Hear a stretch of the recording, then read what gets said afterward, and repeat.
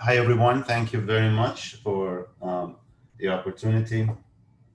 My name is Hadi Shafiee. I'm an assistant professor of medicine at the Division of Engineering Medicine at Brigham. My lab is heavily focused on developing mobile health diagnostics with applications in disease detection and treatment monitoring.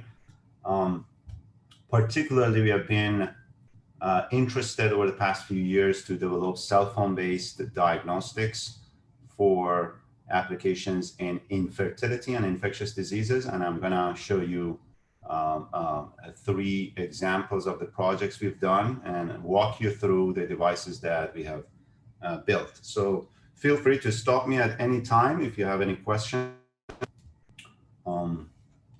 So the first one is male infertility screening using cell phones. So just a very brief introduction. Infertility is a major problem. We have, unfortunately, more than 48 million couples infertile. In US, 1 in 7 US couples are infertile. I don't know if you know, although men contribute to infertility cases between 40 to 60%, but the pressure has been always on women. So in fact, when we started this project back in 2014 and 15, there were not so many products for male infertility screening in the market, but there were so many products for women. And when for some reason, men are so reluctant to go through the fertility diagnostics and process. And when actually they go through the process, they have an awkward experience because they have to provide the semen sample under so much pressure in a fertility center. So we wanted to make it a home-based, more private solution kind of diagnostic system, something similar and as easy and as affordable as pregnancy test for women. So this is what we have developed, the automated system. It has software. Cost to manufacture the device is for us is less than $5, and it can analyze a recorded video of a washed semen sample placed on this disposable is on 5 seconds, and it can report the result to the user. We've done these are a couple of samples on the quality of the data, and we've done extensive studies evaluating the system using 350 patient semen samples at Mass General Hospital, and we got an accuracy of 98% in terms of identifying abnormal semen samples. So I'm going to stop sharing this screen, and then I'm going to start sharing the device. This is the device. This is similar to a cell phone case, and we have optics here, right? So when you attach this to the phone, it turns the phone to a small microscope. And then we have the app that allows us to record videos of the semen samples placed on this disposable kit, right? And then it measures semen parameters like sperm concentration, motility, morphology. So I'm going to share screen. Start now. Okay. So here, this is the smartphone app, the sperm analyzer. I'm going to go in there. In the home section, you have different buttons. You can search, you can load the data over cloud. You can look at the results, the historical data that you have analyzed, and you can also share it, export the data somewhere, in order to save the results. I'm going to show you a couple of sample videos. For example, this one. So see, these are sperm cells moving around. And as you can see, for this sample, we have a lot of cells. So I'm gonna hit continue. It starts analyzing it. This is a sample with a lot of cells in it, so it's gonna take a little bit of a time to really analyze the sample. And basically, it's gonna measure how much is sperm concentration and how much is the motility. Uh, the results came out. It says that your sample is in the normal range. So look at the concentration. You know, it says that your concentration was 160 million per milliliter, which is above 15 million per milliliter. That is the WHO threshold to identify abnormal semen sample. You go to the next page, motility was 71%, which is more than 40%. So this is a normal sample.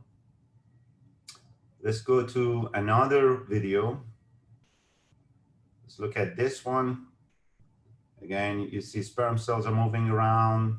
This one has lower sperm concentration, as it's obvious from the video. I'm gonna hit continue. It's gonna analyze. And then this is an abnormal semen sample. So, but these wording that we have used here is not like designed for really a product, but we believe that, you know, the wording could be something similar to this. You know, it says test again after a few days. Looks like that this is your second recent test and all that. So you go here, look at the sperm concentration values.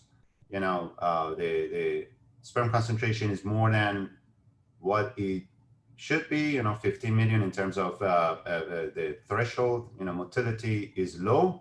So here in this case, sperm concentration is normal, but the sperm motility is low. So that's why it's an abnormal semen sample, right? Okay. So let's stop sharing here, Zoom. I'm gonna stop sharing, okay? And then we gotta come here, share a screen.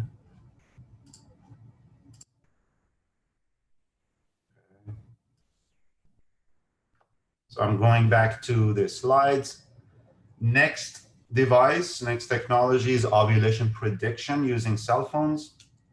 Again, you know, I'm going to show you some statistics. You know, 44% of all pregnancies worldwide are unintended, and the cost because of that is really $21 billion, at least for US in 2010.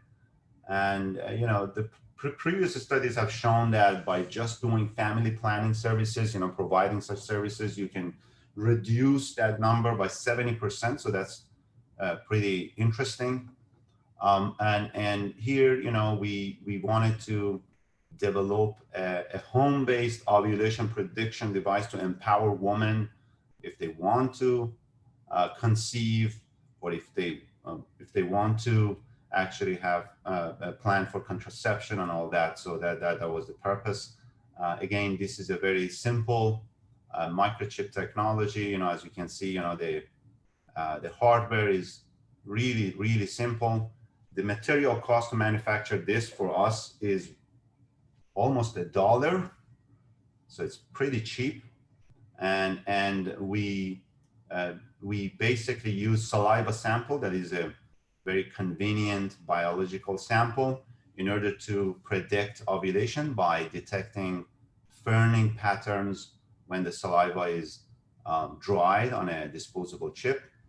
So basically, when someone is ovulating, the ion concentration in the sample changes or increases, and because of that, you know, you would be able to see some form of fern videos. I believe I have here. When you dry the saliva, you're going to be able to see the ion concentration sample, and by detecting structure, you know, we get of ovulation. And so we developed them and tested that with samples that we got from. In terms of image processing here, we use deep learning because, as you can see, this is somehow somewhat like literally on an uncontrolled environment. We're using ambient light. So in such case, the best way to perform image processing is using a deep learning algorithm to train the system based on all imaging conditions that you have for such a case. We did that with the hundreds of images collected from different subjects and artificial saliva samples, and we tested that system with human samples. We got accuracy of 99% in terms of predicting ferning. So I'm gonna, again, stop this and go to the device. This is the ovulation device. It's right here. Share a screen.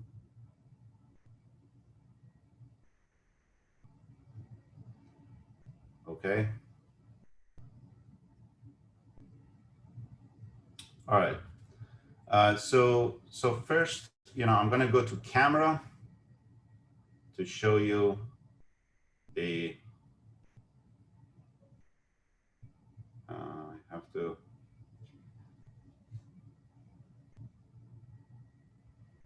Okay. So as you can see here, I have put one sample on this cell phone attachment. If I move it around, you see, and you're able to see these ferning structures on this camera. I'm gonna put it back in. So now this is what you see through the camera, right? And as you can see, if I move it around, like it takes the ambient light. So that's a very difficult, example of, developing a fully automated system because, you don't have a control on the lighting. But when I go to, this is the ovulation app, you go there, it says enter subject ID, this was designed for a lab-based work, so I say HS, okay. And then it says start. It's starting to analyze.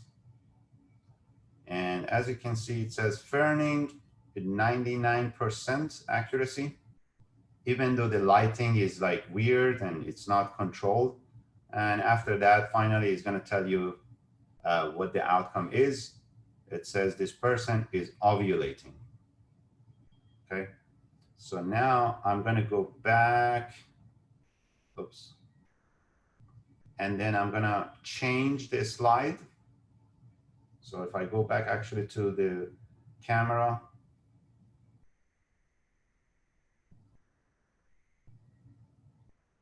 right? So now I'm going to change this to a different chip. Okay. So this one is another sample. It's a dried saliva sample on a piece of literally plastic disposable chip or glass. And as you can see, we don't see any kind of ferning here, right? I don't see any ferning. So let's give it a shot. And we go back to the ovulation app. We say GF, okay, start. And it says not ferning. Not ferning with 99% accuracy. And then it says GF is not ovulating. So that's how the technology works. It's pretty simple. It's really fast. It's accurate. And we are very much excited about this, this technology. I'm gonna stop sharing here again.